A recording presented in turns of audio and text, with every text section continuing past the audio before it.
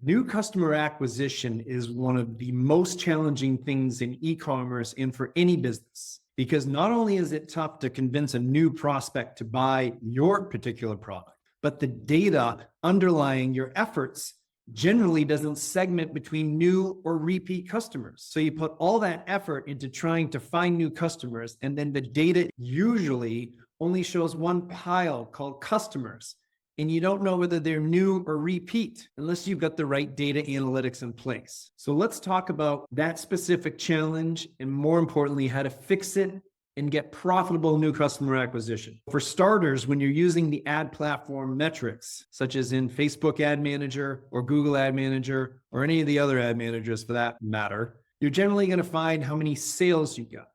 Now, the sales are piled in as how many times they determine that you made a sale. It is not segmented how many unique customers, and out of those customers, how many of them are first-time customers, new to the business. When you're on paid, the most important thing is to gather more new customers and get them at a price cheaper than what they're spending with you so you make money. That seems simple. What did they cost to acquire versus how much was their average order value? And you want a profitable spread there so that you're making money right from the outset, ideally. And then a more advanced strategy would be to look at lifetime value, because then maybe you can spend more for the customer, because over the lifetime of that customer, you're going to make much more money and a bigger profitable spread. However, the most important metric is not available inside of Facebook Ad Manager. And that metric is called NCAC, N standing for new, and then customer acquisition cost. It's a simple metric to calculate if you have the right data. How much did I spend? How many customers? Divide the two and determine how much you're spending to get each new customer. But the challenge is you have to segment your customers and only look at the pile of new customers. Let's say you got 100 customers in a campaign.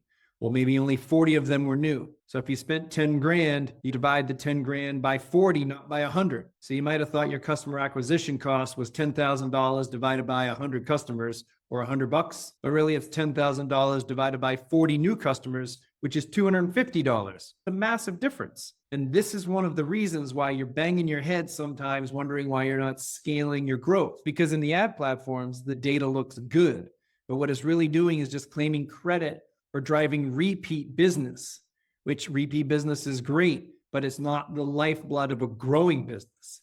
The first thing you want to do is segment your data between new and repeat, and then use only the new to calculate your NCAC.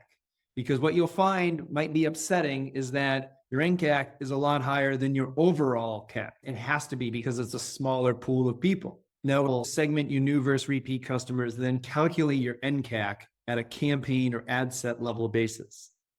First, you're going to be dismayed, but then you now have data you can use to give you an edge compared to your competitors. If you can get your NCAC down to a price where you're making a profit, you can double or triple your ad budget there, whereas other companies using flawed data wouldn't see the opportunity. That's probably the number one reason to do it. The number two reason is that if you can get your marketing dialed in so that your NCAC is at a profitable spread to your AOV, or average order value, of a new customer, that solves a lot of problems in the business, because you're profitably buying new customers. And then as you keep doing that month over month, those cohorts stack up. And then as they make their second and third purchases, ideally on your own media of email, SMS, or just through your brand direct to the site, when they make those and you make full profit, that drives the NCAC down if you use the right attribution time window. Let me explain that a little further because it's important. Let's take our original example. I spent $10,000. I got 40 new customers. That cost me $250 NCAC. Let's say my AOV on those customers was $250 also. So I'm breaking even.